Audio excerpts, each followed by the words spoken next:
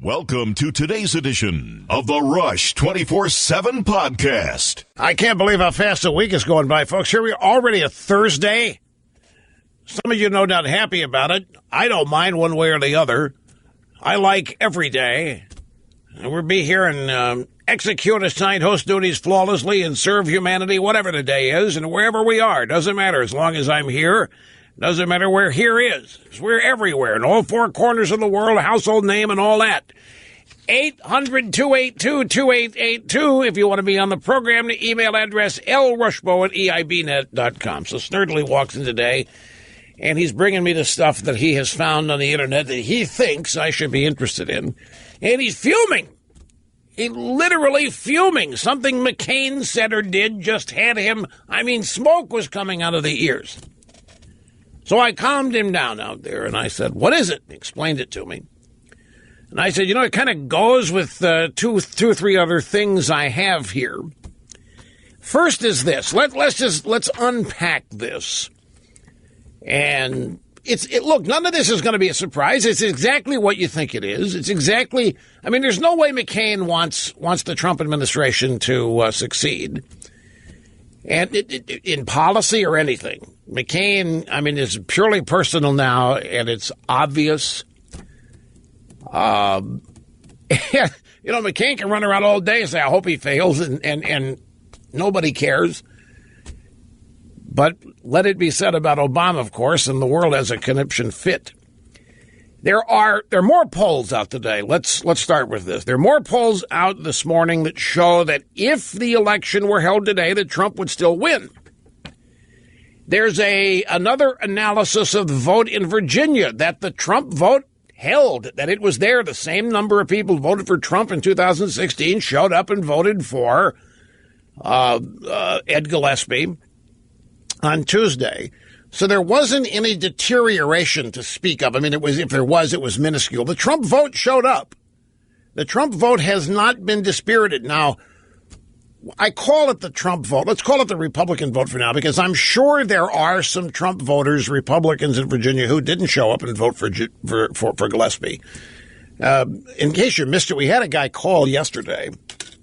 And I'll tell you, if Trump voters are this sophisticated across the board, it's fascinating. This guy said, and he used the pronoun we to describe other Trump voters. He wasn't just talking about himself. He said, look, we made a calculation out here, and there's no way. There's simply no way that we are going to vote for an establishment Republican. There's no way. Because if we do, and the establishment Republican wins because of us, and the establishment Republicans are not going to learn any lessons. They're going to think they can screw us and continue to ignore us, and in the end, we'll still vote for them. So this guy was saying that there's a bunch. He didn't say how many. Of course, he doesn't know. But he was clearly indicating that Trump voters, hell or high water, they are not going to help the establishment.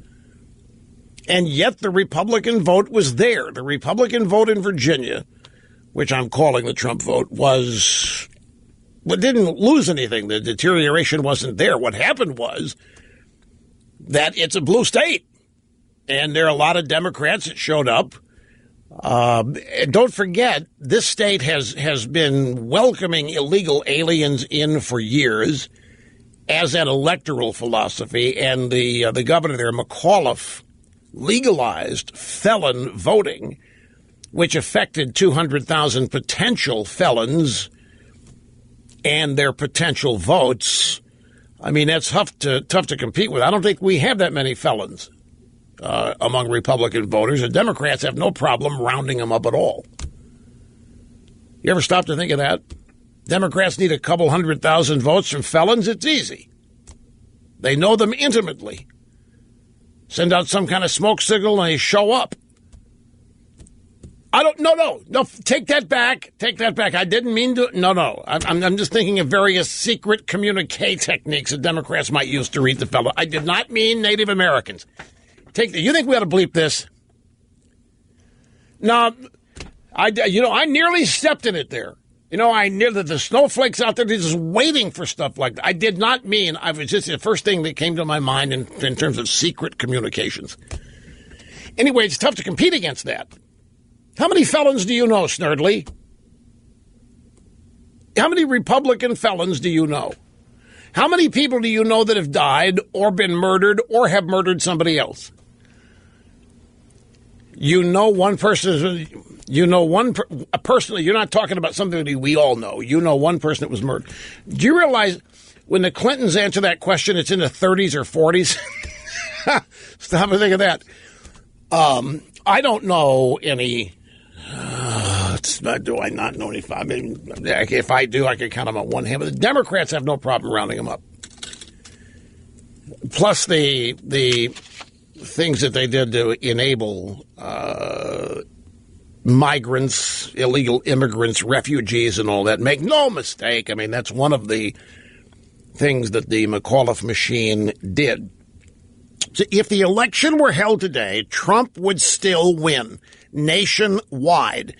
And I just deviated from that to point out the Virginia results.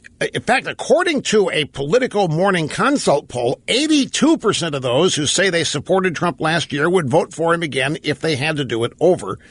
That is more than those who say they would vote for Hillary. That number is 78%. So if the election were held today, people that voted for Trump, 82% would do it again, only 78% for Hillary, and this is why all of the polls show that Trump would win if the election were held today. But what these two numbers mean in the fictional or fictitious, the hypothetical election that would happen today, Trump would win by a wider margin nationwide if the election were held today. This matters. And I'm pointing this out to you because it flies in the face of the new media narrative, which is the Republicans are finished, that the Virginia vote means everybody's tired of Trump, fed up with Trump, embarrassed by Trump, and it's over. And it doesn't mean that at all. It doesn't mean anything. When you get right down to it, all it means is what happened in Virginia. It does not. It does not translate to other states. It does not travel, if you will, to other states. And yet the drive-bys, all they can talk about is the wave of resistance against Trump that swept so many Democrats into office yesterday. A virtual tsunami. Now, there's another narrative out there that I need you to know about in case you don't. The media has been pushing that yesterday's election show the Republicans desperately need to expand their base. That the Republicans, as currently constituted, no longer ever again have a prayer. Despite their own polling data showing Trump would beat Hillary by a wider margin today if the election was held again today. Despite all that, the Republicans are toast because the Democrats' base is broad and it's expanding and the Republican base is narrow and it's a bunch of bigots and racists and so forth. They say the Republicans are going to have to learn how to appeal to a wider audience. Now, if you look at some of these there may be something to this. I don't know. Look at some of these other headlines from yesterday. First, from thehill.com. First openly transgender state legislator elected in Virginia. A Breitbart headline. First openly transgender black woman elected to public office in the U.S. And my favorite, this is from The Advocate. And I'm just going to read what the headline says, okay? I'm going to be inoculated from this because I'm going to read what the Advocate's headline says. In the interest of accuracy, I'm just going to read what their headline is. With election of trans bi women, Palm Springs City Council now entirely queer. That's the headline in the ad. They're very proud of this. Now, we in polite society would say gay. But even that would offend many. The word is homosexual. But that's the news. The election of trans and bi women, Palm Springs City Council now entirely homosexual. And that's how the Democrats feel their base. Now, I'm just saying here that the drive-bys are saying that we need to expand our base.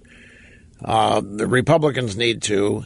And if you look at these headlines and who's winning in Democrat race, you got transgender here, transgender African-American, gay, lesbian, and so forth. In Palm Springs, California, the entire city council is homosexual. Don't worry. There's no way. I mean, I'm not advocating. I'm trying to make a facetious point here. But, I mean, if you leave it to, I guarantee there'll be some people in the Republican establishment who will now think, yeah, we need to do this. We need to provide a home. We need to provide a comforting atmosphere for the tranny community and the gay community. But those people are voting Democrat anyway.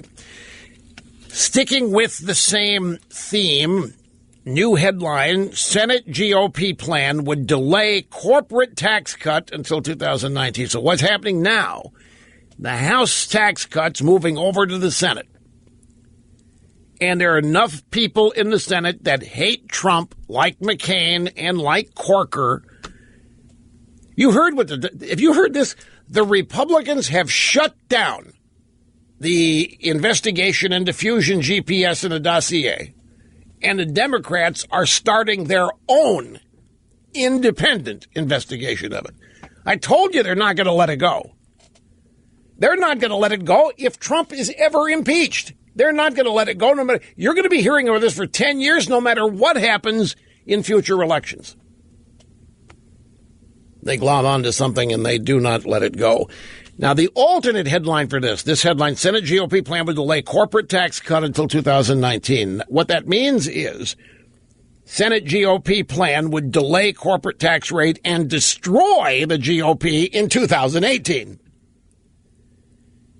If this thing doesn't happen, if these tax cuts don't happen, if this bill doesn't get passed and sent up to the White House for signature, I don't know what these Republicans are. If they're thinking that the only guy that's going to be hurt by this is Trump, they've got it backwards. If they don't do this, if there is an effort to sabotage this, and it doesn't make it to Trump's desk for signature, it's not going to be Trump who suffers the most from this. But we always fall back to the question, do they care? You know, I will never forget prior to the election, there were several establishment Republican types who very proudly said that they would be happy to lose the White House, happy to lose some elections, even for the next 5 or 10 years, if it meant keeping Trump out of anything.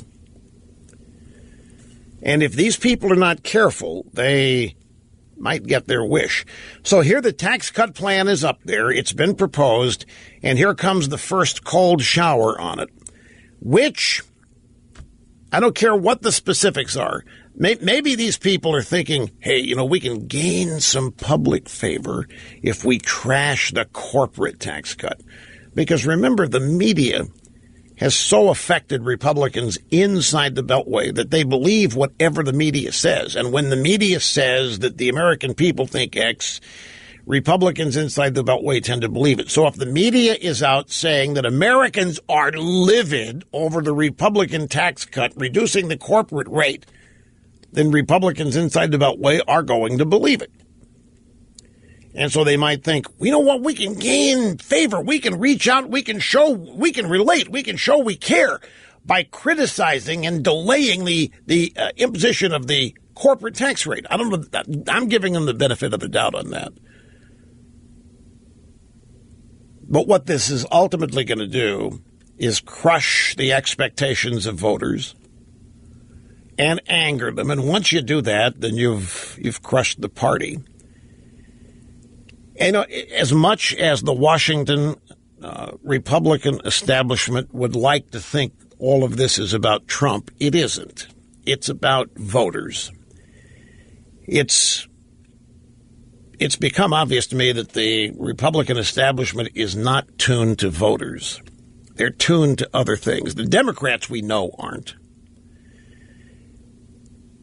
The Democrats, and I think a large share of Republicans, are really attuned to donors and lobbyists, K Street special interests, and so forth.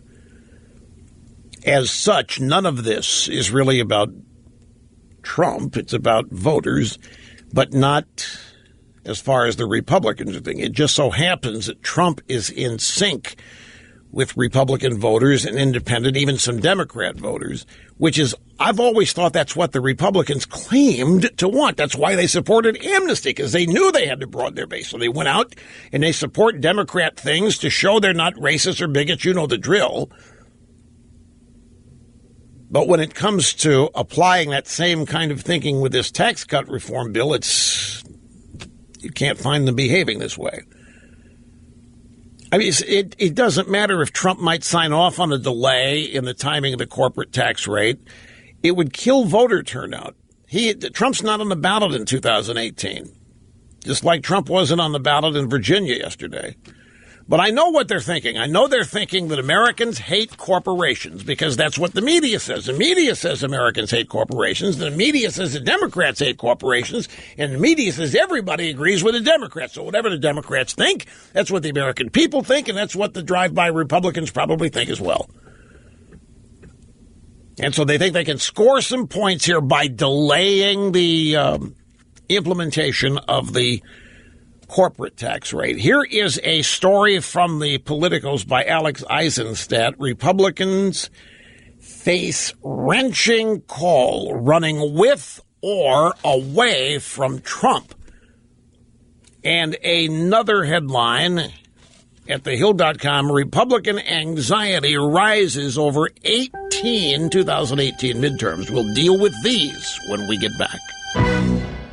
Republican anxiety rises over the 2018 midterms. Distressed Republicans say Democrat victories across the country on Tuesday night show their congressional majorities are at risk in next year's midterms. Senator John McCain said he predicted the rough election night, said the party needs to make changes quickly before the midterms arrive. Unless we get our act together, we're going to lose. We're going to lose heavily. See?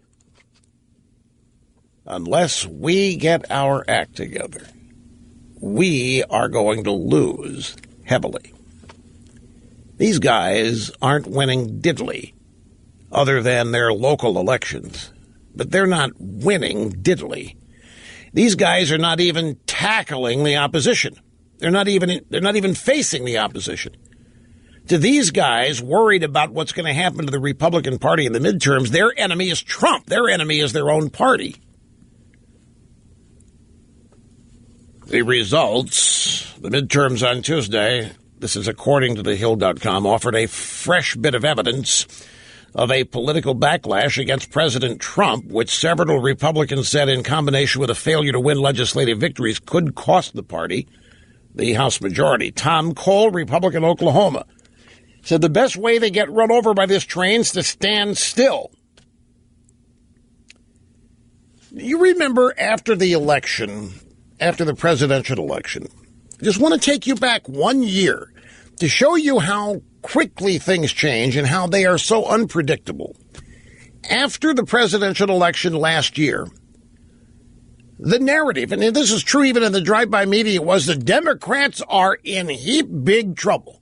They weren't expected to lose this election, and they lost it, and Hillary lost it big, and the Democrats lost seats left and right, all down the ballot.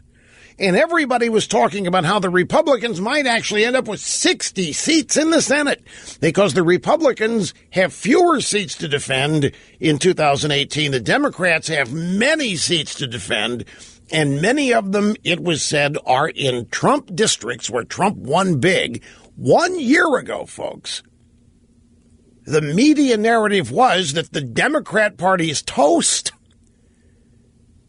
And now look, we've because of one election, you can't even count New Jersey in this. This is all because of what happened in Virginia, because of the results in Virginia. All of that's now out the window, and now it's the Republicans are going to lose everything. Now the Republicans are going to lose the majority.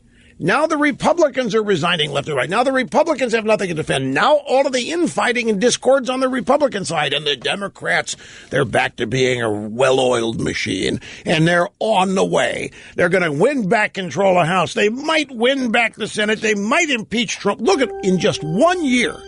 Now, is any of this real? No. What I'm telling you is that this anti-Trump wave supposedly created by Virginia is a lie. There is no anti-Trump wave right now, is what I'm trying to tell you. Let me go through this rapidly again. 1 year ago, after Trump wins and Hillary loses, when Hillary was expected to win this huge landslide and Trump was supposed to be vanquished to some alligator-infested golf course somewhere, after that reversal happened, remember what the drive-bys were forced to look at. They were forced to look at all the Democrat losses preceding Hillary's, and they are legion. The Democrats had lost over 1,000, so actually 12 to 1,400 seats since 2010.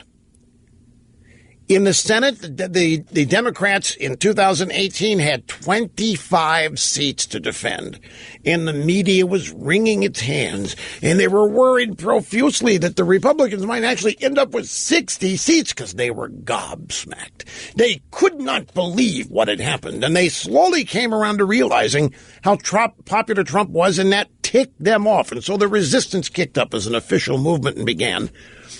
But there was absolutely no upbeat, positive anything. There wasn't any hang in there, gang. We're going to get the House back in 18, and we're going to get the Senate back in 20, and we're going to get the White House back as soon as we can impeach Trump. Nope, they were talking about how they were going to be consigned to the wilderness for a generation. Yes, they were. They were talking about it. They were worried about it because they were so shaken. There have been special elections all year, this year, leading up to Virginia yesterday. And in every instance, the Republican won after the media had told everybody the Democrats were going to win. After every one of those special elections was cast or portrayed or promoted as a referendum on Trump. When Trump wins them, when the Republican wins them, of course, that explanation is dropped. The narrative that it's a referendum on Trump is dropped, and the excuses are made for how unfair it was for the Democrat here or this or whatever. So one election that the Democrats win in the last 12 months that has the nation focused on it, the special elections this year and this Virginia governor's race. I mean, you know, they're not talking about New Jersey, right?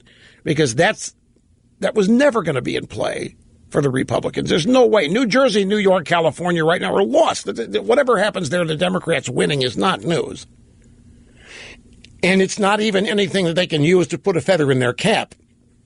It's simply what's expected. But they were worried about Virginia. They were really worried about Virginia. They were worried that somebody in the Gillespie campaign might figure out what they have to do to win. That didn't happen. But they were worried about it. The reason they were so now thinking, see, this is it. This is the pushback. This is the nation. The nation is now saying they've had it with Trump. The nation, via the voters of Virginia, have finally risen up. But there's no data to back this up. This is all a media manufactured narrative. And like all media manufactured narratives, it's designed to dispirit you. It's designed to quiet you down and depress you and hopefully to get you to not care anymore and just stand aside and realize there's nothing you can do. Even when Trump wins, you still are not going to win anything. The left, the media, they still run everything. And that's the purpose of these narratives. And so now we have this gigantic anti-Trump wave, right? Except that we don't. This anti-Trump wave is a fabricated media lie. I'm going to tell you this.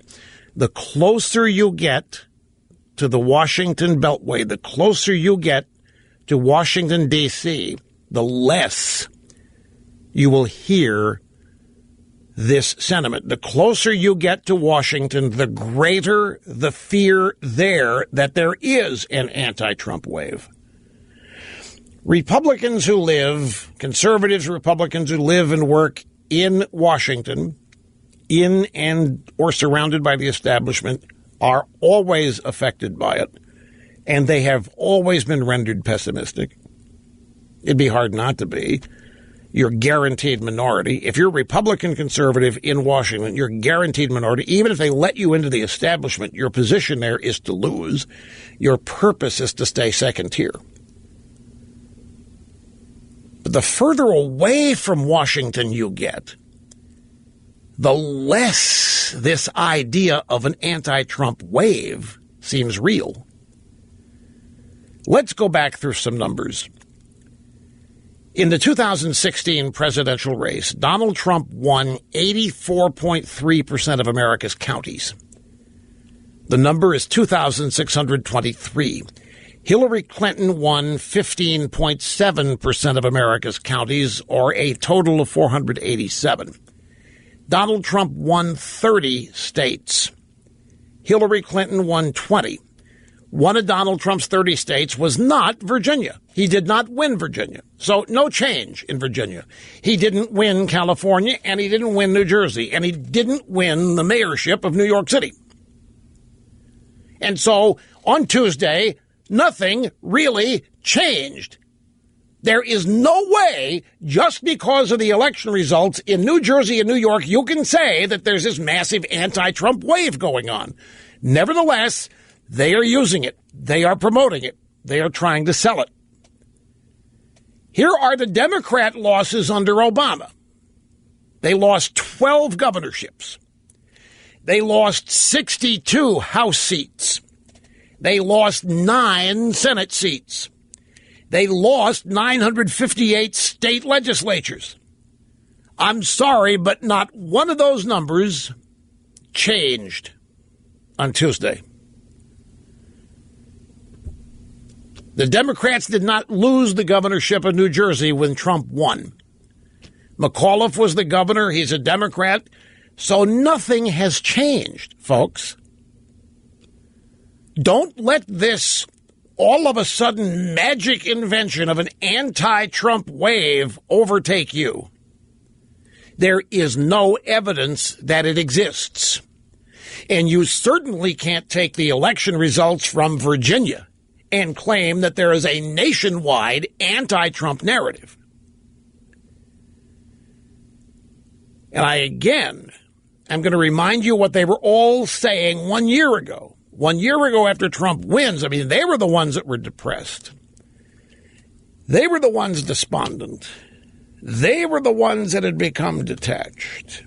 They were worried the Senate was lost. The Republicans might even pick up 60 seats, or have a total of 60 after 2018. These Democrat losses under Obama, over 1,200 seats, 12 governors, 62 House seats, 9 senators, 958 state legislators, none of that changed Tuesday. And all the polling data says that in Virginia, the people who voted for Trump in 2016 would vote for him again today. The Trump vote held. It just wasn't enough to win Virginia, which Trump didn't either.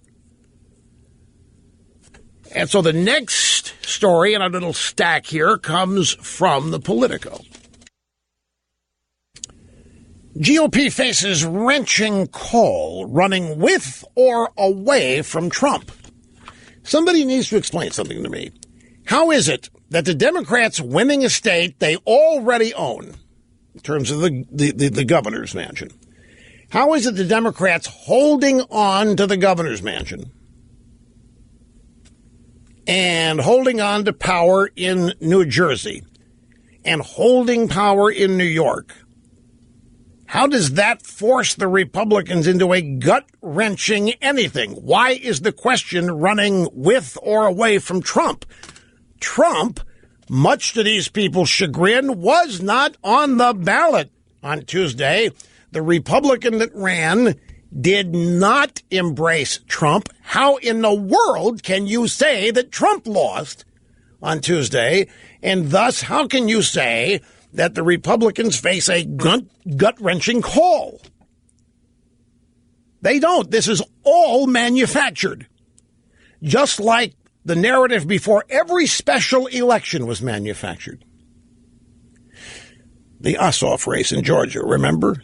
When he won that was going to be the beginning of the refutation of Donald Trump. Except Ossoff lost, as did every other Democrat in the special election. They've had the narrative ready to go. Well, law of averages. They keep the governor's mansion in Virginia. And all of a sudden, that means an uprising against Donald Trump nationwide. You don't believe these people day in and day out, so don't start believing the media now. And I have to say something else. Look, anybody that thought the Republicans are going to win New Jersey, I mean, it might have been a pipe dream at one point, but if you saw the most recent polling data on Governor Christie, I think his approval number was, what was it, 18? Is that what you saw? Well, I guess that means the Springsteen vote didn't come through. And why would you count on that anyway? On the Republican side, they just didn't shut enough bridge lanes down on Election Day. And if you don't do that, then if you don't keep the Democrats away from the polls in New Jersey, you don't have a prayer. Okay, we're going to start on the phones in Earlysville, Virginia. Jackie, great to have you here on the EIB network. Hello. Hello, Russ, and thank you so much for taking my call today. You bet. I have been, I'm kind of a political junkie, and I love to Can I ask you a question about being a political junkie? Okay. There's no wrong answer. I'm just genuinely curious. Do you ever wear out on it? Do you ever, because as a political junkie, I would think you don't, but do you ever just say, not tire of your party, just tire of it? Do you ever say, the heck with this. I've lost my energy for it. No, I don't. You don't. That's why you're a junkie. Okay, cool. Yeah. So I just wanted to let you know about what I think happened here in Virginia. Okay. First of all, over the years, and we've lived here in Virginia since 1971, it was a red state back then. You couldn't find a speck of blue. And then it began to get a little bit more blue, and you could find blue around the Charlottesville area where Earlysville is located near Charlottesville. Right. Then up in Northern Virginia, of course, because of the government employee influx, they all kind of gravitated toward Fairfax County and a couple but wait of a minute. You said that was blue too. I mean, it was red too at some point. What happened to those people? But it turned. It turned blue. Over the years, it turned blue. Was it because people moved in it who were blue, or was it the people who were there turned blue? I think it's because it was people who moved in. And the same thing here. Yep. More and more people are from the north. Exactly right. They're escaping high taxes, they're escaping bad weather, and they're bringing their liberalism and their destruction with them. That's exactly right. That's what I believe is happening. And the turnout from, for the Northam campaign was nearly 48%, from 43% in 2013. So the turnout was a lot greater this time around. And when we went to the polls in our little precinct, I mean, it was packed. We couldn't believe the traffic in and out of there, and it was a lot of young people. The older people that we used to see, I don't know where they went, retirement communities or something.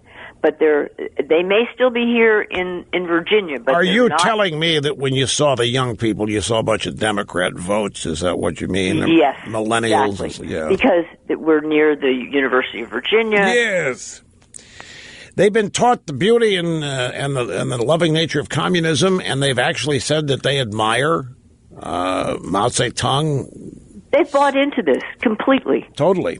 And then there's the thing with the bad candidate. I think Gillespie was a terrible candidate. He was boring. He looked like he was establishment. Now wait a minute. Wait a minute. That's exactly what the Republicans say they need. They need somebody who's polite, who has good manners, who knows how to speak without offending people. This is what the Republicans say is the ticket. This is why the nation hates Donald Trump, because they don't like the way he talks, they don't like his attitude, they don't like his brusque nature, and so the answer would seem to be boring milquetoast dryballs who are polite to people. Oh, he was terrible. I think he was a bad candidate, like Hillary was a bad candidate. It was poison. We didn't have a Dave Bratt up here. Yeah. In our area, and I think somebody like a Dave Bratt is what this state needs. What you're basically saying is you need warriors, and the establishment, by definition, are not warriors. They send other people to be the warriors while they sit back with the port and the cigars and relive the war stories that they're told, but they don't actually engage in them. I'm glad you called, Jackie. That's well stated and well done. Where are we going next? We have time for one more before the break. So Lynchburg, Virginia next. This is Nathan. Great that you called, sir. How are you? Good. How you doing, Rush? Very fine, sir. Thank you. Hey, I wanted to talk about the media and their referendum, that this Virginia was a referendum on Trump's decline in popularity. That couldn't be more false. I'll tell you where the referendum lies. It's with the Republican establishment candidate that they chose, Ed Gillespie. The people that I know that voted, that are Republicans, did it very hesitantly and really didn't want to. But because out of a civic duty that they feel obliged to partake of, there's a political revolution going on now where people are actually considering not voting if the Republican Party doesn't put forth what Trumpists and Trump supporters want. Trump is the leader of this movement. Trump has got to get with the Republicans and either change their ways, because 2018 is coming quick, or start a new party, because it can't continue on like this. Voters are starting to get wise to the tricks of the trade. Well, and this is an excellent point, folks. Let me take Nathan's call here and translate it into my own analysis. What Nathan's essentially saying is that there are Republicans who consider the Republican establishment's betrayal to be worthy of more anger than the left. In other words, these people will not vote for a Republican to keep the left out of power. They will stay home and let the left win rather than vote for a Republican establishment they think has betrayed them. And believe me, it's a conundrum, because the left has to be defeated. We can't continue with them winning elections. That trend cannot reestablish itself. We have to beat them. But I understand why these people think this way. People all across the fruited plain gathered last night to scream into the sky to mark the anniversary of Trump winning the election. Our microphones were there, and we'll give you a little sample of how the scream at the sky sounded when we get back. You know, I knew this was going to happen, and I'm glad it did. I got some emails during the break. Don't you think you're not being honest with yourself and with us? Don't you think Trump's in big trouble? Don't you think this election really means that? You can't look out over America and think everything's rosy. Did I say everything's rosy? All I said was there is no anti-Trump wave that you can peg to the Virginia or New Jersey elections. There is no anti-Trump wave. It's totally manufactured, folks. Don't fall prey to it. I know how easy it is to fall prey to it. I'm asking you to resist it. You know what really ticks me off? I went through these numbers. Let me go through this again. By the way, welcome back, Rush Limbaugh. Excellence in Broadcasting, 800-282-2882. This anti-Trump wave is a fabricated lie. Here are the numbers again. Donald Trump won 30 states. Hillary Clinton won 20. Donald Trump did not win Virginia. So there was no loss in Virginia on Tuesday. In other words, we didn't lose something we had. Lost the election, but we didn't lose something we had. Here are Democrat losses since 2010 under Barack Obama, 12 governorships. And that number doesn't change with Northam winning in Virginia. The Democrats are still down 12 governorships. 62 seats in the House of Representatives. The Democrats lost 9 Senate seats, 958 state legislators. And if you start talking about mayors and town councils, and if you keep going down the ballot, you'll get to a number between 13 and 1,400 that the Democrats have lost. What ticks me off is that we have been defeating the left at the ballot box for 10 years now, folks. Obama aside, I mean, as the president, the machine and so forth, we didn't have the two candidates we ran against Obama never had a prayer, McCain and Romney. But outside of that, we have been defeating the left at the ballot box, which means Republicans have benefited from their voters putting them in power. And what do we have to show for it? We're exhausted. After 10 years of winning, how many of you still feel like you're on the losing side because of the way your elected representatives act? That's what ticks me off. We're exhausted. 10 years, no results. Now the Senate Republicans are torpedoing tax reform. The stock market's down 200. They'll be able to delay these corporate tax cuts until 2019. We don't want to phase those in. This is pure Trump sabotage. That is what's going on. And if it's Trump sabotage, it's you being sabotaged, you who voted for him. That's what ticks me off. There's no reason the Democrats ought to be up and dancing. They didn't win anything. They stopped the bleeding is what happened in Virginia. That's the honest way to look at it. Now, look, I know full well how easy it is to get caught up in a media narrative because it's oppressive. It doesn't stop. The media doesn't show you anything. Look, Trump's trip in China, Trump's trip to Asia is a grand slam home run. They're not televising it. There's not a single network that televised Trump's arrival ceremony in China. There's not a single network that televised all of the Chicom children waving the American flag. There are more Chicom children waving the American flag than we have NFL players waving the American flag.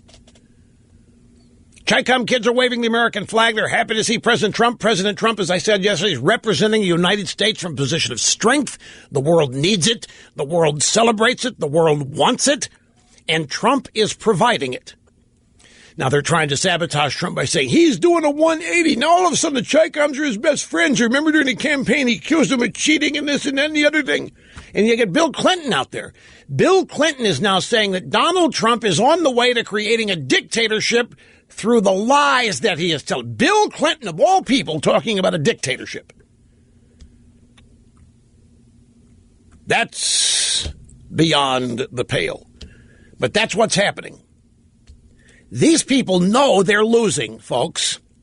This is the thing about them. They know they're losing. Their media knows in terms of these elections. But they know how to act the exact opposite way.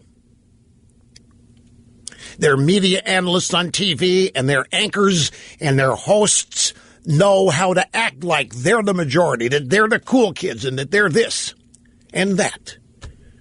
But they're the ones losing. Can we go back? The audio soundbites, a graveyard of forgotten audio soundbites, November 8th of 2016. NBC special coverage of the election. This is before Trump was declared the winner. Chuck Todd speaking with James Carville about the nominee. Trump being on the way to winning the presidential elections. It was late at night, and they finally figured out what has happened. Because remember, at 9 o'clock on election night, they still thought, so did the Republicans, that Hillary was going to win in a landslide. So this is later than that. Chuck Todd says, you know, James, there will be a lot of Democrats who are going to complain about WikiLeaks. They will complain about James Comey, and it had some impact. But on the other hand, Trump's basic message never changed. You got to realize the Democratic Party has the least amount of power that you can imagine in this democracy. the Republicans have like 30 state legislators, governors. We're going to lose the federal courts, the Senate, the House, the presidency. I mean, it is a utter disaster if you're a Democrat in terms of having any political power in the country right now. November 8th, 1 year ago, almost to the day, James Carville. And he was right. That night, after the election results were in, based on number of seats, the Democrat Party, you had to go back to 1920 in order to find a Democrat Party with less power than they have now, just in terms of elected seats that they hold. And Carville was talking about what it all meant. The federal courts, the Senate, the House, the presidency. I mean, it's a utter disaster. Just 1 year ago. Now, let me ask you something. What's changed? Honestly, folks, don't tell me attitudes. Don't tell me people hate Trump. The Trump hatred's been out there from June of 2015. What has changed? Nothing. Republicans have lost or won every special election. They didn't win Virginia. I think there was a lot of people hoping that the trend would continue, but it didn't. But there isn't any change of any substance. What change there is an attitudinal change created by media narratives that is designed to portray Republican Party as where the Democrats are. And that's the rub. We have been defeating the left for 10 years at the ballot box. We have been swamping them. They're down 1,300 seats, and what is there to show for it? And as I say, now the Senate is trying to torpedo the tax reform plan coming out of the House. And by the way, there are some conservatives that are not really impressed with the House tax bill anyway in terms of its conservative bona fides. We had a caller in the last hour who has a theory, she's a political junkie, and she was reminding everybody how red Virginia used to be. It used to be a dyed-in-the-wool Republican state, and then all of a sudden started getting blue. It started getting blue around Charlottesville, University of Virginia, and it started getting blue in the D.C. suburbs in the northern part of the state. And she made the observation that it's not people in Virginia whose minds changed. It is newly arrived people from other parts of the country, predominantly liberal parts of the country, the north and northeast, and they are fleeing liberalism. They're fleeing high taxes. They're fleeing high property taxes. They're fleeing traffic. They're fleeing municipal absolute discord. They're fleeing bad weather. They're fleeing freezing cold in the midst of global warming. And when they arrive in these new states, they immediately start polluting these states with their madcap liberalism. And the Republicans have ignored this. The Republicans have not even had a plan to deal with what this really is an infiltration of liberals from the north moving south for whatever reasons, and they're turning these states to which they're moving simply by virtue of numbers into liberal enclaves. Certainly parts of the states are becoming liberal enclaves. Virginia and North Carolina are two of the noteworthy states where this is happening. We're governed by Republicans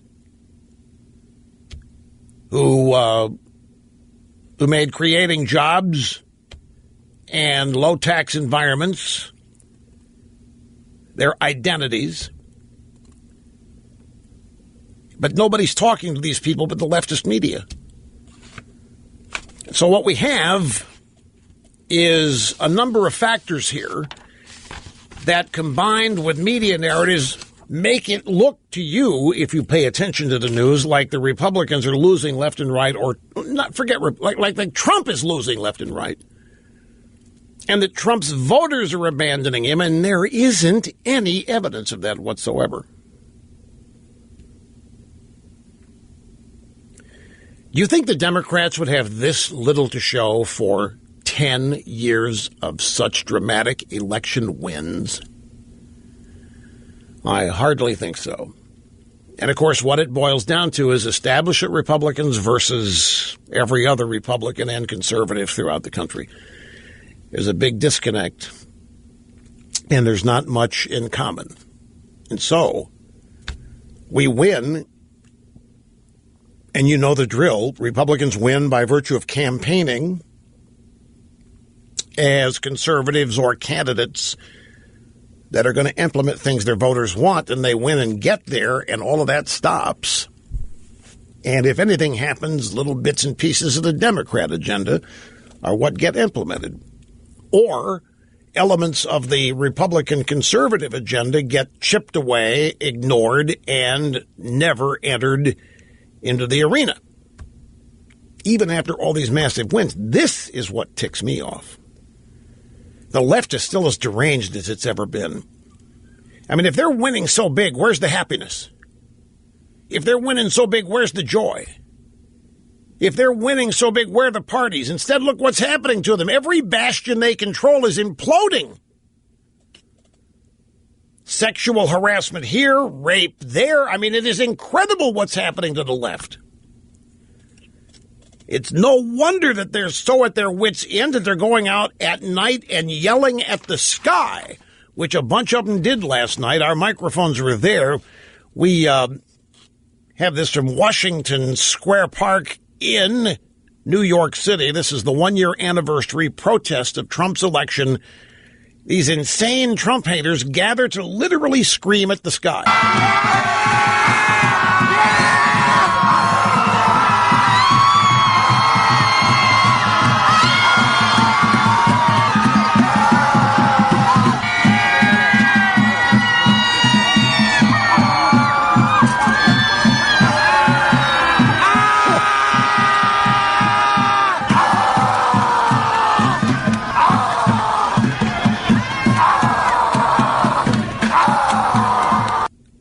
Is there anybody out there saying I'll have two of what they're having? No way. There is no excuse for this. There is no excuse for winning this often with this many seats, acquiring this much power, and having so little done with it. It's the same old lament. I'm only bringing it up not to keep hitting the greatest hits, but what they're telling you is happening out there is not what's happening. There is no anti-Trump wave. Not among Trump voters. There's an anti-Trump wave among people that didn't vote for him, yeah, but not among Trump voters. They've not done that. They have not succeeded in turning Trump voters away from him. Trump voters may, in fact, be as tightly glued to him and his campaigns as ever. Back to the phones. We head to Philadelphia. Lisa, great to have you with us today in the EIB network. Hi. Hi, Rush. I've been a long-time listener since 1994. I'm a little nervous right now, but I wanted to let you know that I am a naturalized citizen. I became a citizen, joined the military. I'm a deplorable that lives in Pennsylvania and cried the night that Trump won. Well, welcome. That's fabulous. You've been listening since 1994, did you say? Since 1994, yes. Well, I thank you very much for that. That's awesome, Lisa. Where are you from originally? Panama. Panama! Yes. Well, excellent. Well, we're glad you're here. What's up? I just wanted to tell you, in case I lose you, I'm driving to work right now, but I wanted to let you know that I'm really nervous that I just heard the Senate's version of the tax cut, and it's worse than the House.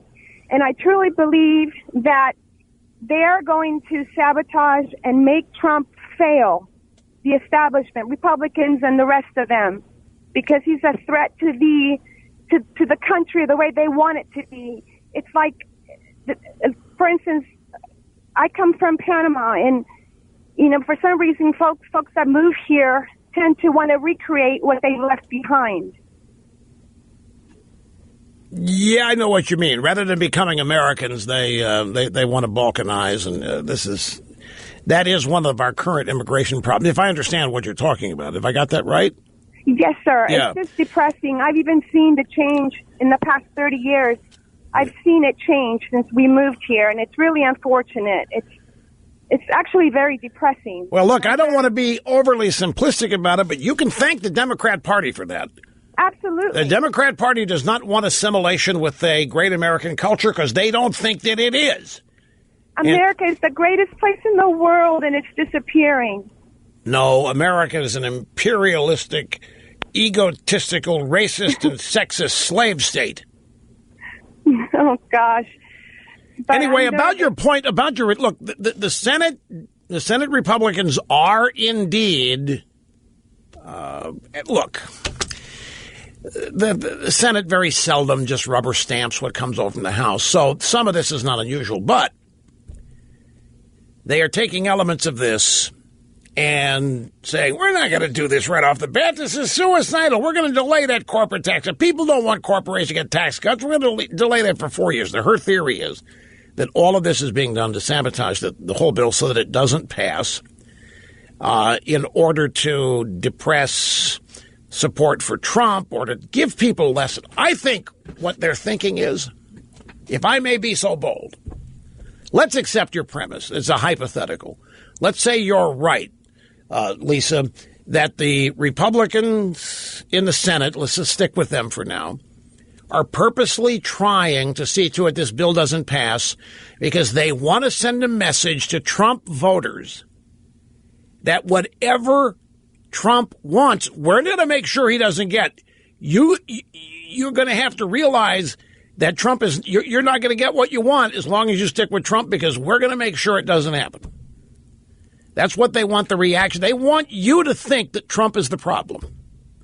They want you to think that they would do all of this if it just weren't for Trump. But Trump is so dangerous, and Trump is a pig, and Trump is an outsider, and Trump is dangerous, and Trump doesn't know. They want you to abandon Trump. They are miscalculating who is going to suffer or who will pay the price for this. Now, this leads me in. I've not got enough time to develop this. Lisa, thanks for the call. I appreciate it. I got an interesting email during the last break. And in the next segment, I want to run it by you. And I would like, you don't need to call me about it. I just want you to listen to what this email says. I'm going to paraphrase it because it's kind of convoluted, but I know what they're saying. And see how many of you think there's something to this. Essentially, it is, Rush, if Trump were truly a good president, then he would have by now converted some of these people that hate him, and there wouldn't be so much divide or partisanship. And so in that sense, Rush, maybe Trump isn't the guy, is essentially what this email says. There's a little bit more in it, but I had to get, that ear-splitting tone was coming. I had to get what I could in before that. Now this email I got. And by the way, I happen to know a couple people. The reason this email resonated with me, I know a couple people who are disappointed because of this. These are people who had really high hopes in Trump. They loved Trump from the beginning. They understood that politics is made up of hatred and negativism and disgust, but they were hoping that if Trump won, that after a certain amount of time, all of this hatred and anger would dissipate and that Americans would come together, or enough of them, to do what normally happens, support the president. And they also thought that more people would see the real Donald Trump they know and that some of this opposition would be tamed. And so the email I got during the break about 25 minutes ago was, Rush, if Trump were really good, he would have tamed some of this opposition by now. Many of these people would have seen the light by now. Many of these people would have realized they were wrong. If Trump really had the ability to unify people, there'd be some sign of it. So they're disappointed. It's like they want everybody to love Trump the way they do. And when not everybody does, they start questioning whether or not they're doing the right thing by supporting Trump. Now, you know what this is, don't you? This is a fatal flaw in the human psyche. And that fatal flaw is caring way too much about what other people think. We all are afflicted by it. It's part of the way human beings are raised. It's just no escaping it. Nobody is raised to want to be hated, and so nobody knows really how to do it. Nobody is raised to want to be disliked. Nobody is raised to be partisan and divisive and controversial, but a lot of people are, and others are made nervous and uncomfortable by it. And so some of these people that wish Trump were better able to convert his enemies, it would make them feel better if Trump could do it about their choice to support Trump. Well, what are the odds of that? I mean, the opposition to Trump is irrational. The opposition to Trump is impossible to rationally explain. I mean, you can explain it, but it doesn't make any sense unless you understand the left and who they are, how they became that way, and how they basically think as they go through the day. There might be some that Trump has converted, but it's not a big number. This is why, folks, I always say the way this is going to be won is not by converting them. If that happens, that's a bonus. The way this is going to be won is by beating them. And that makes a lot of people nervous. You mean it's going to be a constant battle? Yes, it is. For a long time. They're going to have to be defeated every day. They're going to have to be defeated in as many elections as possible. They don't want to be on your side. They don't like you. And to waste time trying to make that happen is just that, a waste of time. Who's next? Steve in Springfield, Missouri. Great to have you, sir. Welcome to the program. Hi. Thanks for taking my call, Rush. Yes, sir. I've got the question here. Do you think the Democrats are going to run Joe Biden? That's what this stuff with Don Brazil's all about? No, book and I actually don't. In fact, let's go to grab soundbites number 1 and 2. I touched on this yesterday. Biden, I think, may want to, but I don't think that's who the Democrats are going to choose. I think, I'll tell you what, I touched on this yesterday because this Brazil book, there's too much of it now. And as I said yesterday, I stumbled into this observation a couple of days ago. There's just too much of this. They want us focusing on Brazil and what she's saying because while we're doing that, something else is happening over here that we're not looking at. And my belief of the left is that everything is a con because they cannot be honest about what they believe and what their plans are. They really would not win elections if that were the way they were. They still, even Obama never came out and actually openly said what his intentions were. And in certain parts of the country, they can. In New York and San Francisco, they can be totally open and honest with what they're going to do. But to win national elections, they can't do that, which is ultimately a positive as well. So everything they do is a con. Everything they do is a scam or a strategy or something. It's this Brazil book. Everybody's asking, why is she doing this? Well, she's trying to cover her own rear end. That Democrat National Committee was a big mess, and she's trying to make sure she doesn't get tainted. But that's not what's going on. That's what we're supposed to think. Or we're supposed to think that it's all about getting rid of Hillary because she won't go away herself. Maybe a grain of truth to that. But what I think is something far, far different. I think part of getting the next Democrat nominee has to include getting rid of the Clintons. Not just Bill, but Hillary. They both have got to be relegated to the ash heap. The Democrats, I'm telling you right now, are thinking that if the Clintons still control this machine, when we get into the 2020 presidential election cycle, they're going to lose it again. Hillary is every bit as hated as Donald Trump. They just don't tell you this. She's every bit as divisive. She's every bit as partisan. Hillary Clinton is every bit as polarizing as Donald Trump, but not with the media, so you don't see that reflected. But Hillary Clinton is despised, and by more and more Democrats who are worried that the Clintons have a tight hold on this party, and until they're forced to let go of it, they're trapped. I think what Brazil is doing, some might say that it's genius. I will withhold judgment.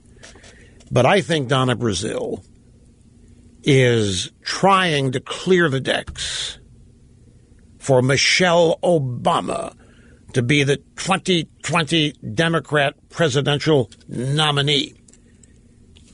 Take you back to me and my program yesterday. This is what I said. It's very short. I think this is it, frankly. I think this is exactly what's going on here.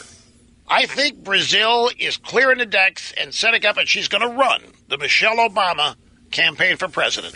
And if not run the campaign, although I think she'll be intimately involved, this is about clearing the decks, getting the refuse out of the way. Because who else is there? Would somebody tell me who else is? Biden? Give me a break. Who is it? Not the Castro brother. Castro brothers, neither one of them have risen sufficiently. No. Kamala Harris is not the answer. They floated that trial balloon.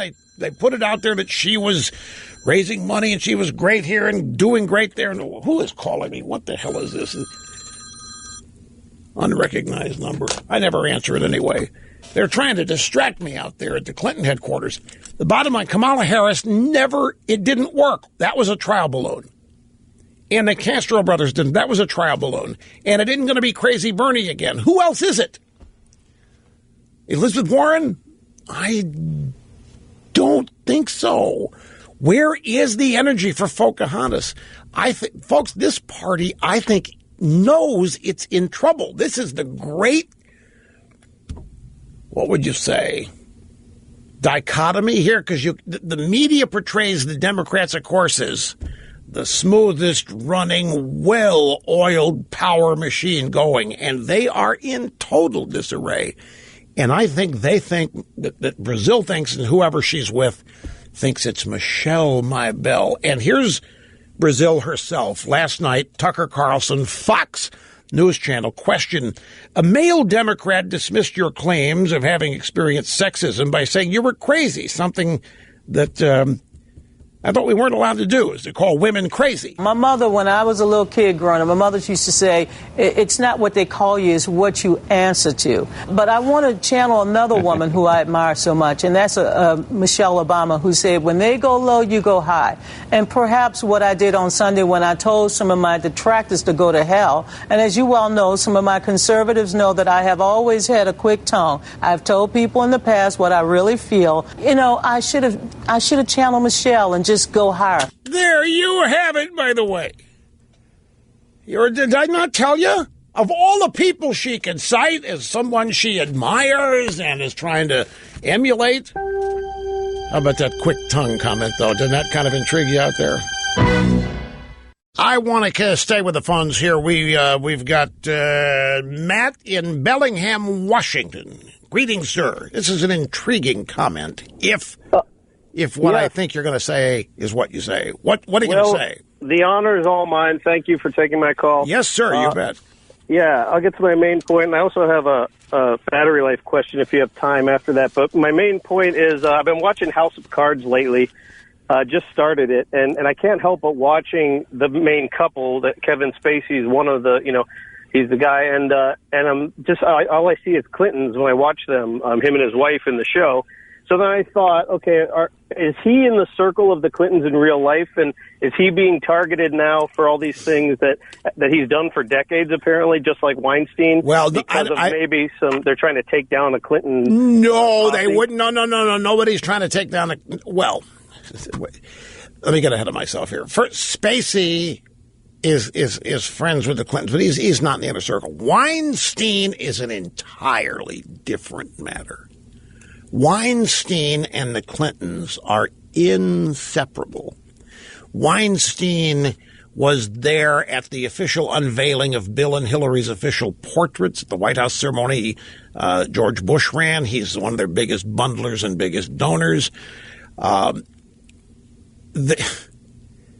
We know of Weinstein's behavior. We know of his activities. We have heard similar stories about Bill Clinton. And then there are other people in that group. There's a guy named Jeffrey Epstein, who hires 15-year-old girls to be massage therapists at his home that Clinton's visited. Epstein flew Clinton all over the world, ostensibly on charity missions. I'm not going to mention the other names because I don't want them coming up. They haven't been thrown in this story, but there are other people in this group of people, and I have been amazed that none of this has touched old Slick Willie, because not yet. I can't look. I'm not going to go any further, but not Spacey. Spacey's friends with him. I mean, we would vote for him and so forth, but I don't think Spacey and the Clintons necessarily socialize and so forth. But Weinstein and the Clintons and that whole cabal. Yeah, if you want to hang on through the break here and you have your battery life question, if you can hang on, we'll do it right at the top of the next hour. Don't go away. We have to take a quick time out here. You got to be careful talking about this stuff, folks. What appears to be common sense but hasn't been established, you got to really tiptoe through the tulips with it. So that's that. But the fastest 3 hours in media moves on. We will continue before you know it. I got to take it back.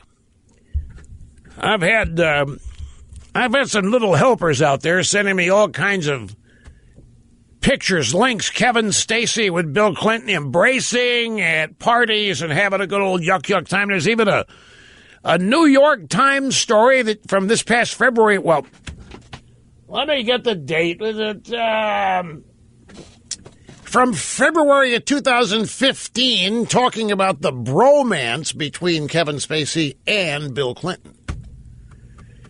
So, please, folks, you have to excuse me for not knowing that kind of thing. I mean, I know a lot, but I don't know what Stacey might have tried to grab where Clinton's involved, or what they both might have tried to grab. I don't know. I didn't know that. Look, I know they know each other. I knew that, but I didn't know that the New York Times had done a story on the bromance. Look, Epstein's plane was called a Lolita Express. It was. And Clinton's on that plane. I can't tell you how many times. The idea that it's just too big a stretch of the imagination. So far, though, none of it has touched Slick Willie, and I don't think it will. The drive-bys will do what they can to protect. And even Weinstein. I mean, Weinstein could probably lessen some of... I doubt if he could. He'd probably keep tight lips, because Weinstein's enough of a delusional figure to think he's got a future after this. And it's quite possible in the Democrat Party he could. I mean, this is the kind of thing that talk to Ted Kennedy about. I mean, this is resume enhancement stuff. Oh, and have you heard, folks, if you haven't heard this, it's the lead story at Drudge. Apparently, somebody, I haven't clicked the link, so I know outline things here. Judge Roy Moore in Alabama has been accused of sexual harassment. Now, you know what my initial reaction to that is? This guy is hated by the Washington establishment. This guy, Mitch McConnell and the boys, did not want this guy winning that Senate seat. If this was known, it would have been found before. Now, don't you think? Do you think Mitch and his opposition research guys could have found this? It only pops up now. And, of course, Judge Moore is this rock-ribbed Christian Ten Commandments guy. this is made to order for the left to start just shouting about hypocrisy and all that. I don't know if it's true. I don't have any idea. My first thought is, with as many people have wanted to nail this guy for so many years, why haven't they found this until now? Or maybe they did, and maybe they're waiting because what the purpose here is to undermine Trump. And Trump's supporters like Judge Moore. Don't forget, Trump didn't. Trump did endorse him. Trump endorsed old Luther. Bit of a tongue twister. I got to get back. Did the guy hang up? No, you hung up on him. You forgot that I was going to talk to the guy, right? He had a battery life question, and I told him to hang up. Yep. Well, see, he's not up on the call screen monitor, which means somebody had to take him off. He doesn't leave that just by hanging up. You can't fool me. You know, I may not have screened calls in there on that system, but I know for a fact that our computer doesn't take guys off the monitor when they hang up the phone. The poor guy was hanging on for a battery life. Do you realize how much he was depending on me to answer his battery life question? Now he's gone. You know how hard it is to get back into this show? People have been trying for 30 years and haven't made it in once. And I don't know what his battery life question was. I can assume his battery life's not very good, but I don't know what the specific question was. I mentioned Bill Clinton is out accusing Trump of dictatorship. Here it is. This was last night on the Conan O'Brien show on TBS, and they were talking about world politics.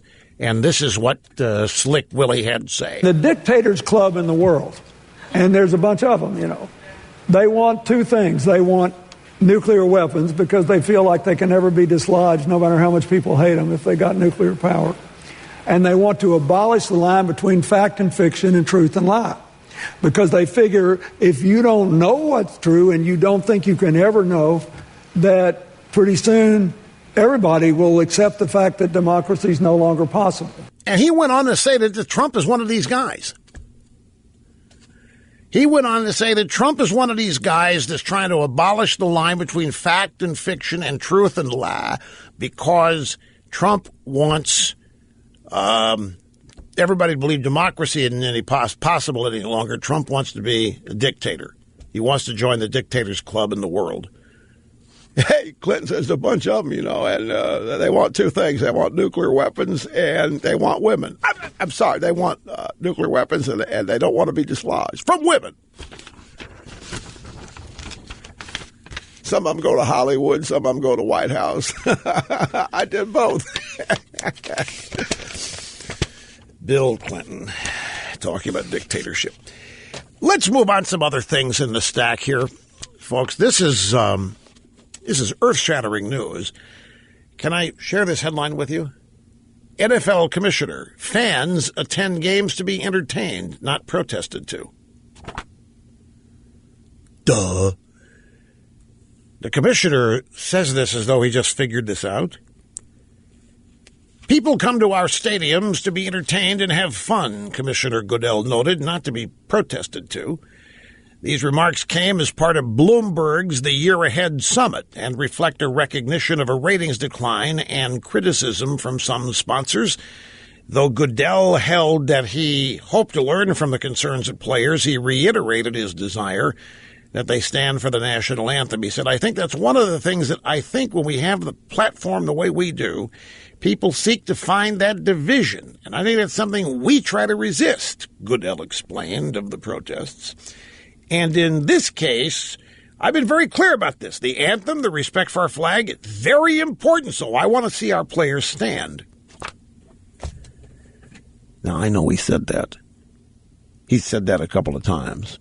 But he's also talked about the need for us to get into our communities and to go into our communities and to solve the problems in our communities, which is pure left-wing lingo. The Wall Street Journal had an editorial last week essentially accusing the NFL management, not the owners, the management of purposely steering the NFL politically and to the left. Now, Look, I want to ask a question. These are rhetorical questions, but I still want to ask it. Why would somebody purposely want to steer something as large and up until now perceived as apolitical to the left? What is the left known for? What is the left proud of? What does the left want you to know about? They don't like this country. They think this country has deep flaws. They think this country is racist. They think this country has a bunch of racist cops that are just wantonly murdering innocent black men. This is what the left thinks, among many other perverted and screwball things. Why would you purposely want to steer your league toward that identity when you know that it's going to alienate, statistically, half of your fans? Why would you want to do this? On the other hand, I could understand why you would want people to think that your league is patriotic, that believes in the time-honored American principles of hard work and discipline and teamwork. You know, there are several identifying characteristics of conservatism that I would fully expect a sports league and its executives to want to identify with. I could understand if a sports league chose not to actively appear to be moving in that direction because liberals, some of them, go to games. Some of them watch and some of them buy sponsored products. Up till now, the NFL, other than a couple players and their endorsements of presidents, and until recently, the owners even stayed out of it. The owners were involved, but you never knew about it. And Dan Rooney, the Steelers, openly came out for Obama. Others, like Bob Kraft and New England, came out for Trump. But aside from that, this league pretty much had an apolitical identity. And then when this protest stuff started, it became clear that the executive leadership of the NFL was, in fact, siding with the players. They had no desire, despite, I think everybody should stand for the anthem. They took not one step to make that happen. They continued to let the people playing the game inflict damage on it. Why would you do that? You got a business to run here. Well, the answer to the question is found in what is liberalism. And if you are dyed-in-the-wool liberal, everything must be. And if you have a powerful executive position or any other kind of position, and you're liberal, you've got to use it to advance it, to spread it. And if that means taking your league in that direction because you believe in it, that's what you do. Whether it inflicts damage or not. Bob Costas was on a panel at I think it was it in Baltimore? Was it Johns Hopkins? It was a panel of sports journalists and other experts talking about the NFL and I think sports in general. And Costas said, and this is the kind of thing I knew was going to happen, by the way, and when it starts happening, there's no reversing this. Costas said that football damages people's brains. Well, and that if he had a 12 or 13-year-old today, he would not let the kid play football. I'm sorry, folks. Ever since this concussion stuff hit and all of that, you know as well as I do that the days of the NFL, as you and I knew it, were numbered. We don't know how many days remaining there are, but I think a lot of people realize that this game is winding down and flittering away faster than anybody thought it would. And now it's not just the brain business and the concussions. Now all this other stuff is happening. And you simply cannot watch an NFL game today and see only the football. When you turn on the NFL today on TV, you're going to hear announcers talk about whether or not there were protests before the game. They may not televise it live anymore, but there will be videotape of it, and the announcers will talk about it. You can't escape it. And it's not why people tune in. They don't want to hear it. There's something else that's happening, and if you turn on any NFL show, and you know what half of the news is? Whether player X's suspension is going to be held up by the Second U.S. Court of Appeals, or whether the appeals process will go up to the Supreme Court. This is the NFL. We're talking about sports, but now we're talking about the lead news item is whether some player's suspension is going to be upheld, or whether the arbitrator is going to force it on up to the next highest court in the land. And then there's some other player that comes along that has the same kind of thing happen. The news about the NFL is about player suspensions, about wife beating, spousal abuse, what kind of penalties there are for it. And the media seems to eat this up. The sports media seems to relish reporting this stuff. You can watch them. You can see how excited they get talking about all this other stuff. And because they're media and because the NFL's a big corporate entity, the fact the NFL might be being harmed by this is exciting, because that's one of the objectives of liberalism, is to damage corporations, because they're not people. They're all suspects. But these media people are the ones living off of the success of the NFL, and there they are, openly participating in what is what many people think is the downfall of it. So now all of a sudden the commissioner comes out and says, fans attend our games to be entertained, not protested to. Where was this 2 months ago? Where was this a year and a half ago when Kaepernick got all this started? Where's this been? Why now? Is it because of Papa John's leaving or threatening to? Or some of this stuff, just from the standpoint of proper management, business thinking, and decision-making, just flummoxes me. And the answer is, this is what liberalism is. It is a destructive force, and the people who believe in it and practice it believe that it must be forced on everybody, primarily because most people would not choose it. They have to be indoctrinated with it from a very young age in school. They have to be propagandized about it. But if left to an open choice with a decent education, people will not choose it. I take that back. Some will, because you don't have to do much to be a liberal. You just have to convince people you care about suffering. You don't have to do anything about it. All you have to know is who to blame for it. And you can end up being a great liberal. That's the gutless choice. Okay, here is what we know about the allegations against Judge Roy Moore in Alabama. Washington Post says that a woman says that Roy Moore initiated a sexual encounter against her when she was 14 and he was 32. A woman says that Moore initiated this. Moore says the Washington Post report is false and fake news. Mitch McConnell, a Republican leader in the Senate, has already announced that if the allegations are true, that Judge Moore needs to step aside right now. Again, Judge Moore saying it's all fake news, saying that this is the Washington Post trying to help his opponent.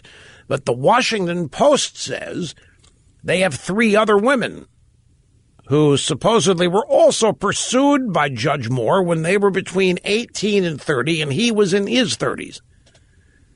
The Post claims a woman who claims that Moore pursued her when she was 14 only came forward because she had heard that other women had complaints against him. Now, here's the crux of the Washington Post report on Moore. Moore chatted with the 14-year-old girl and asked for her phone number, she says. Days later, she says he picked her up around the corner from her house in Gadsden, Alabama, drove her about 30 minutes to his home in the woods, told her how pretty she was, and then kissed her. On a second visit, she says that he took off her shirt and pants and removed his clothes. He touched her over her bra and underpants, she says, and guided her hand to his underwear. So that's the extent of it. the extent of the so-called sex. Aside from Korfman, 3 other women interviewed by the Washington Post in recent weeks say that Moore pursued them as well. All right, now, some obvious questions arise.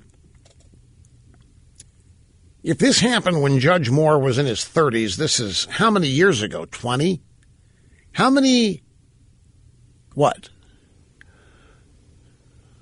Is he 70 now? So okay, so 40 years ago. So he's had all kinds of political opponents in that period of time, not just seeking office, but in other political endeavors. He's been involved in numerous controversies involving statues and so forth of the Ten Commandments at the State House, outside courthouses and so forth. The point is that there's been ample opportunity for news like this to have surfaced throughout the course of Judge Moore's career. So why now? Why after he has won the Republican primary in Alabama and is the candidate for Senate to replace Senator Sessions? The Republican leadership is quick to pick up on this and say, hey, Judge, if this is true, you need to skedaddle. You need to pull out of this race right now. Now, Judge Moore would be, for the left, a major, major get.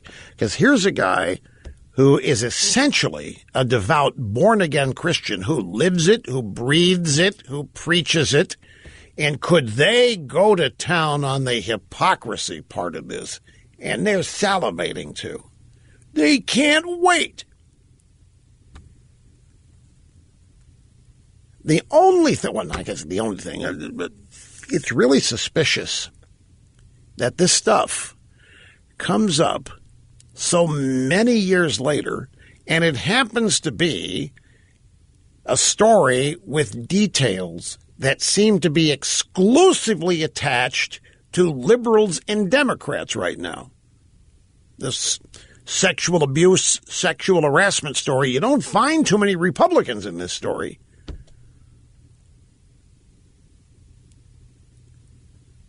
It does appear from reading, and I haven't had a chance to dig deep into it because of time constraints here, but it does appear that the Washington Post has been seeking out women who would go after Judge Moore.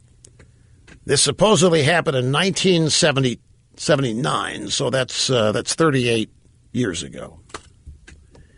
Now, you think somebody in that 38 years knew this kind of stuff had happened? How does a guy like Moore, with the enemies he has, keep something like this bottled up for that long? But we'll see. Here's what happened to the guy from Germany. We got people dropping like flies here. Well, we go to, Idaho. Mike, greetings. Welcome to the program. How you doing? I'm doing well. Mucho mega diddles, El Mahat Rushbo. Thank you very much. Appreciate your time. Appreciate that. So my thing was that after watching news last night and this morning, that the key emphasis was that everyone was very hot and trot that they stopped Trump's agenda because they shellacked the Republicans in the governor races. But with the other 4 races that were held earlier this year to what they call special elections to fill the seats vacated by cabinet members, those were run. So that would be, of the 6 races, by my calculations, the Republicans are 4 out of 6. So there's batting 667 almost. Wish the Dodgers would have done us that well. But I don't understand what these Democrats are saying. Oh, sure you do. Sure you do. They're trying to make this look like this is the nation finally realizing that they made a mistake voting for Trump, and they're taking every opportunity they can to say so at the ballot box. It's exactly what's going on. My whole first hour is devoted to this. There isn't a single thing that has changed because of the Virginia governor's election. The Democrats had the seat. They were expected to win it. Hillary won the state in 2016. Trump did not. There wasn't a single thing has changed. All the seats the Democrats have lost since 2010, they have still lost. This win did not give them a pickup. They didn't pick up a governor. They've lost 12 governorships since 2010. They didn't pick up any. This is one they held.